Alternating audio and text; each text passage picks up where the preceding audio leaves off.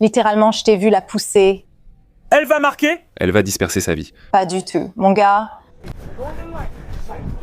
Pourquoi tu cours? Bon, arrêtez d'embêter les filles. C'est vous les bizarres. Regardez cette pauvre femme espagnole.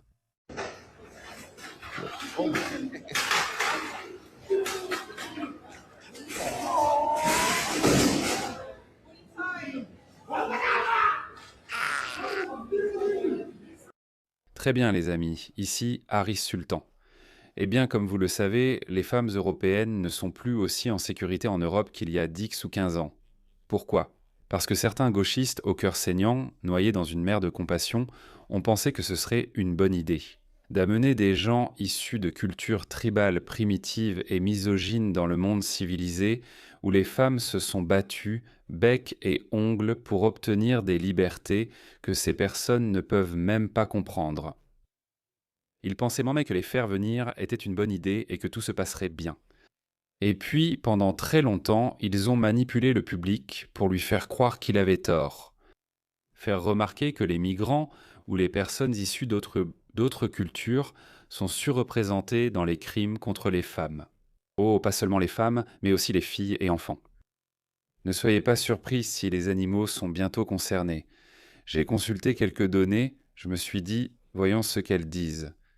Entre 2021 et 2023, il y a eu 16 771 condamnations pour infractions sexuelles. En Angleterre et au pays de Galles, lorsque la nationalité était connue, les ressortissants étrangers représentaient 2500 de ces condamnations pour infractions sexuelles, tandis que les ressortissants britanniques en représentaient 75%.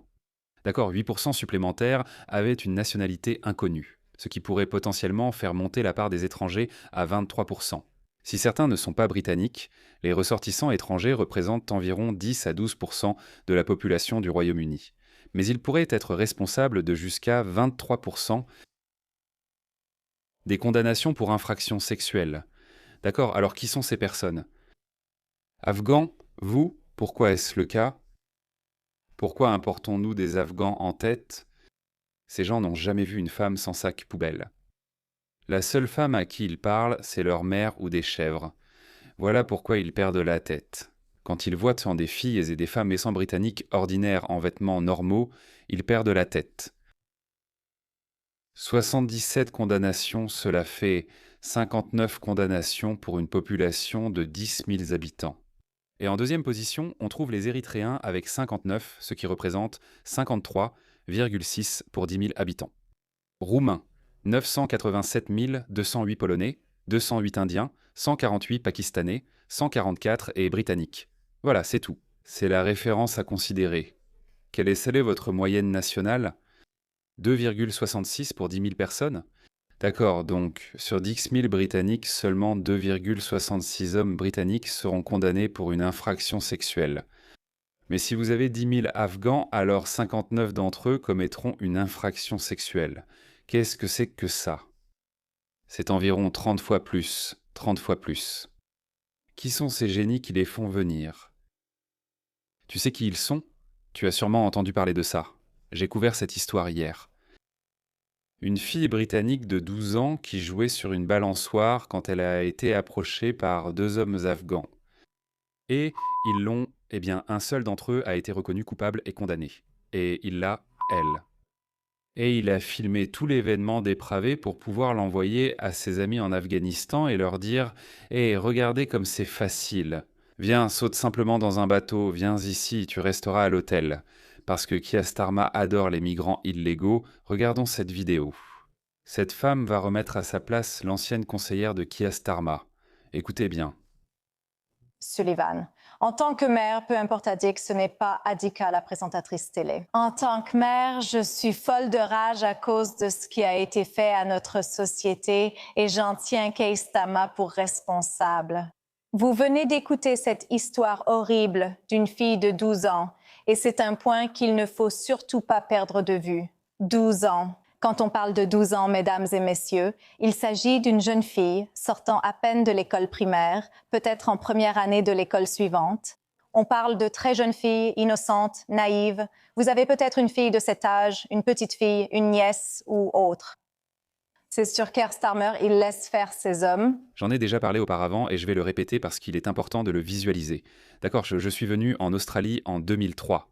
D'accord, il y a une culture très différente par rapport à ce que c'était au Pakistan et totalement étrangère à l'Afghanistan. En Afghanistan, les filles ne vont même pas à l'école, donc au Pakistan. Oui, nous allions à l'école comme quand j'étais enfant, nous allions à l'école. On voyait des filles prendre les transports en commun, mais pas aussi librement qu'elles le font en Occident. Donc vers 9 heures du matin ou vers 15 heures l'après-midi, on voyait beaucoup d'enfants se promener, attendre aux arrêts de bus. Totalement libres de toute peur, qu'un ressortissant étranger venu d'une culture étrangère misogyne, primitive et hostile, qui ne comprend rien à tout cela, vienne les harceler ou pire. C'est comme ça que ça devrait être, et je suppose que c'était comme ça en Angleterre. L'Angleterre a commencé à être ruinée dans les années 90 à cause d'un autre problème. Des hommes pakistanais locaux manipulaient enfin de jeunes filles, les considérant comme des femmes blanches infidèles et dévergondées. Ces cultures ne se mélangent pas, je suis désolé, les cultures ne se mélangent pas, le multiculturalisme a échoué. Ce n'est pas un argument racial parce que je ne suis pas une personne blanche, mais je suis occidentalisé culturellement et je comprends ces choses et je comprends pourquoi cela devrait être ainsi. Je voudrais que ma fille porte une jupe à l'école, mais je ne la laisserai pas car je ne pense pas que ce soit sûr, même en Australie. Laissez-moi vous montrer ce que ces gens pensent quand ils voient de jeunes filles en uniforme scolaire ou en jupe. Regardez la mentalité des personnes que nos gouvernements font venir en masse. Je partage entièrement cette vision du monde. C'est une vision du monde typique d'un Pakistanais ou d'un Afghan moyen. Regardez ceci, voici Anne, le guerrier Pashtun Han Afridi. Elle se comportait vantant comme des prostituées en classe et recherchait Blasre toujours de l'attention et un petit ami. Ce n'est pas seulement la faute des hommes. Parfois, elle portait des mini-jupes pour attirer les hommes pakistanais. Ce pervers pakistanais essaie de justifier les actions des gangs pakistanais. Cet homme dit « Je ne pense jamais à violer une enfant en mini-jupe. Qui ferait ça ?» Mais il ajoute « Elle devrait en s'habiller modestement. » Voyez, soyons honnêtes. Une fille qui a ses premières règles n'est plus une enfant. Exactement. Le prophète a épousé une enfant de 9 ans. Qu'attendez-vous? C'est comme ça qu'il pense. C'est comme ça qu'il pense. Lorsque vous faites venir autant de personnes, ne soyez pas surpris quand vous voyez des statistiques comme celle-ci. 59 sur 10 000 contre 2,66 Britanniques sur 10 000. Ne soyez pas surpris. Ces personnes voient les femmes, les filles, le sexe, les animaux, de façon totalement différente. C'est pourquoi cet Afghan qui a agressé une fille de 12 ans alors qu'elle jouait sur une balançoire. Ce ne sera pas la dernière fois, ça va continuer à arriver, ça va continuer à arriver. Regardez comme ils sont ingénieux. Je pense que les hommes doivent prendre leurs responsabilités. Je sais que les hommes ont été critiqués, diabolisés par des femmes éveillées et de gauche pendant si longtemps. Mais nous savons tous que sans les hommes, le monde s'arrêterait de tourner. C'est vrai, regardez ça. Alors, des migrants du tiers-monde issus de cultures hostiles et misogynes attendent devant les boîtes de nuit que des filles ivres sortent, pour pouvoir les attirer et ensuite faire ce qu'ils savent faire de mieux. Donc ces deux filles britanniques, elles sont attirées par ces deux hommes, vous verrez leur visage. Ils ne parlent pas un mot d'anglais. Ils n'ont rien en commun avec ces filles et ne sont pas des Casanova. Certes, ils ne les ont pas séduites, mais ces filles l'ignorent. Et les filles, s'il vous plaît, commencez à crier, commencez à hurler, soyez agressives, attirez l'attention sur vous, attirez l'attention sur vous-même. Ou en fait, vous savez quoi? En fait, ne sortez même pas. D'accord, ne sortez pas. Ce n'est pas l'Ouest des années 2000. D'accord, on sortait avant, moi je sortais dans les années 2000. Oui, il y avait des soirées rave, il y a toujours eu des pervers. Mais là, c'est un autre niveau, c'est un autre niveau. Là, c'est de la dépravation à un autre niveau. Je suis un homme, je sais comment fonctionne l'esprit d'un homme. Je ne prétends pas être un saint, d'accord, mais là, c'est de la dépravation au-delà de notre culture. Regarde, un bon samaritain va sauver ses filles. D'accord. Elles ont continué à marcher avec lui, il dit « Et toi ?» Puis elles poursuivent, très ivres. D'accord. Tu sais. D'accord, tu sais ce que c'est. This? Absolument, il est 100% pakistanais. Ces gars-là ne sont même pas admis dans les beaux quartiers du Pakistan. On les appelle des pindus, des gabars, des jaïls, des dafas. Ces gens-là ne sont pas autorisés dans les zones développées du Pakistan. Et vous, ici, vous les avez lâchés sur vos femmes. Non, tu ne sais pas. Et tu n'es pas avec Ezo, hein? Ouais, tu n'es pas avec Ezo, hein? Tu ne comprends même pas? Tu vois, tu n'es pas avec ces filles. Ouais, tu n'es pas. Regarde-les. Elles sont là, genre, oh merde, le rabat-joie. On allait justement vers elles. Tu n'es pas avec elle, n'est-ce pas? Tu plaisantes sur la note, les boutons du pistolet. Je t'ai vu la pousser. Elle ne regarde pas, toujours peur pour sa vie. Pas du tout. Mec, ok, de quoi tu parles? D'accord. Oui, monsieur. Qui es-tu? Je ne sais pas. Elle semble terrifiée, non? D'accord, mec. Je sais que tu fais juste demi-tour. Je me suis dit, tu aimes ta vie à ce moment-là? Pourquoi tu cours? Eh, arrête d'embêter les filles, t'es un veuf. Alors les gars, il va falloir qu'on s'en occupe. Vous allez devoir prendre les choses en main. Je sais, je comprends que beaucoup d'hommes sont en colère et pensent que si on vient en aide à une femme, on pourrait avoir des ennuis. Et écoutez les gars, allez, on le sait. Sauver une demoiselle en détresse, c'est ce qu'il y a de mieux, vous savez. Certains d'entre nous ont attendu toute leur vie ce moment pour aller sauver une fille. Alors s'il te plaît, fais-le. Tu dois le faire car tu ne sais pas. Tu as peut-être sauvé ces deux femmes. Ou même pire. Ces choses deviennent trop courantes. Ces types sont des lâches. Ils comptent sur la grande confiance qui règne dans nos sociétés. Ils savent que les gens ne se mêlent pas des affaires des autres. Il y a de la liberté. Si un homme et une femme marchent ensemble, occupons-nous de nos affaires, mais pensons autrement. Ce ne sont pas des temps normaux. Tu ne vas pas être raciste. Si tu vois un homme étranger qui ne parle pas anglais, tu peux le reconnaître à son attitude. D'accord, tu vois, moi aussi je suis un homme de couleur, mais on ne me regarde jamais, avec suspicion.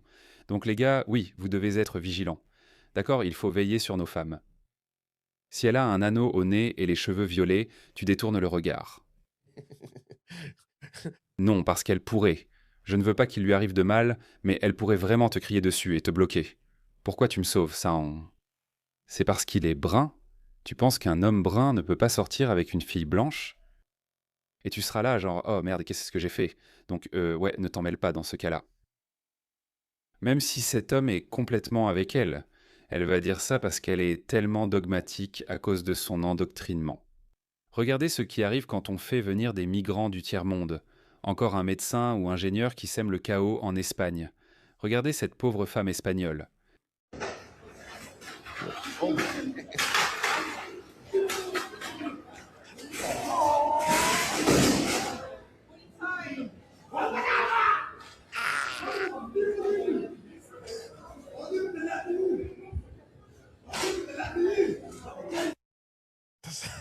Est-ce que ça ressemble à un comportement civilisé pour vous, hein? Voilà ce qu'ils ont fait. Regardez ça. Futurs Espagnols. Voilà vos futurs Espagnols. Regardez-moi ça. Apparemment, il y a une pénurie de main-d'œuvre qualifiée en Espagne. Voilà pourquoi ces gens viennent.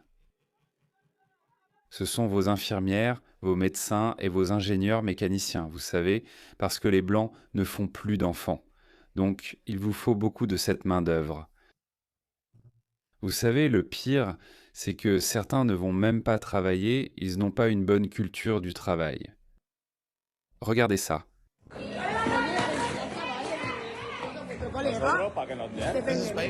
Regardez ça à l'Espagne aussi. Je devrais peut-être flouter cette vidéo. Regardez ça. Oh, c'est un Espagnol. Oh mon Dieu. Oh non, mince. Je n'avais même pas vu cette vidéo. Eh bien, l'homme espagnol est mort. Voici Pedro Sánchez d'Espagne. Comment en est-on arrivé là, les gars? Ça se passe... Et comme je vous l'ai montré dans ma dernière vidéo, ils accordent désormais le droit de vote aux citoyens non européens en France également, uniquement au niveau municipal. Ensuite, cela va augmenter progressivement. Attendez-vous à ce que Shabana Mahmoud vous le dise demain. Et voici vos 1,2 million de nouveaux citoyens britanniques. Nous avons besoin d'infirmiers, de jardiniers, de chauffeurs Uber-U. Vous savez, on dit que la première victime de la guerre, c'est la vérité. La première victime de la migration de masse, ce sont les femmes, à 100%. Et les hommes ne s'en sortiront pas indemnes non plus. Vous avez vu la dernière vidéo, non ? Les hommes deviennent victimes de gangs violents et brutaux, et les femmes deviennent victimes de violences sexuelles. C'est fait intentionnellement, et cela ne s'arrêtera pas à moins que vous ne vous leviez pour dire « ça suffit ». J'ai un peu d'espoir. Ici en Australie, comme vous l'avez probablement vu dans ma dernière vidéo, où la police de la Nouvelle-Galles du Sud a dispersé des musulmans qui priaient dans la rue. Cela n'est pas sorti de nulle part. C'est arrivé parce qu'une nation, un parti politique d'extrême droite en Australie qui était dans l'ombre depuis environ 30 ans, a soudainement commencé à monter. C'est devenu le deuxième parti politique le plus populaire en Australie, le deuxième plus populaire. C'est du jamais vu, enfin en fait pas du jamais vu, mais du jamais vu dans le contexte australien. J'ai dit que je l'avais prédit il y a 1 an. Ne soyez pas surpris si un nouveau parti d'extrême droite ou One Nation progresse dans les sondages. Parce que c'est arrivé en France, c'est arrivé en Allemagne avec l'AfD, c'est arrivé avec Réforme au Royaume-Uni, ça se passe partout. Pourquoi cela se produit-il partout en Occident ? C'est parce que la majorité silencieuse qui ne descend pas dans la rue pour crier à tue-tête, globaliser le vandalisme, vous savez, toutes ces conneries. Ils regardent ça, ils observent ça, et ils en ont assez de voir ce qui se passe dans nos rues. C'est probablement la raison pour laquelle le gouvernement travailliste dit « oups » parce que le parti travailliste perd aussi beaucoup d'électeurs au profit de One Nation, un parti politique d'extrême droite. Et ça va continuer à se produire, donc encore une fois en Australie. Écoutez, je ne sais pas. C'est difficile à dire parce que cela va à l'encontre de leurs instincts. Mais au bout du compte, un politicien n'est fidèle qu'à ses voix. Ces gens-là peuvent jeter leurs idéologies sous le bus quand ça les arrange. Donc sur le papier, ils peuvent être pro-migrants. Pour le multiculturalisme, nous sommes tous égaux. Ils peuvent tous se comporter ainsi devant vous. Mais quand ils voient qu'ils perdent des voix et de la popularité, alors ils sacrifieront leurs musulmans, ils sacrifieront leur politique d'immigration. Telle est la nature de tous les politiciens, et c'est ce que nous voulons. Je me fiche de ce qu'ils ont dans le cœur, ce qui m'importe. Ce sont leurs actions. Et plus les partis politiques d'extrême droite montent, plus la pression s'exerce sur ces gouvernements éveillés, gauchistes, libéraux, autosaboteurs et pathétiques. Continuez à mettre la pression, les gars.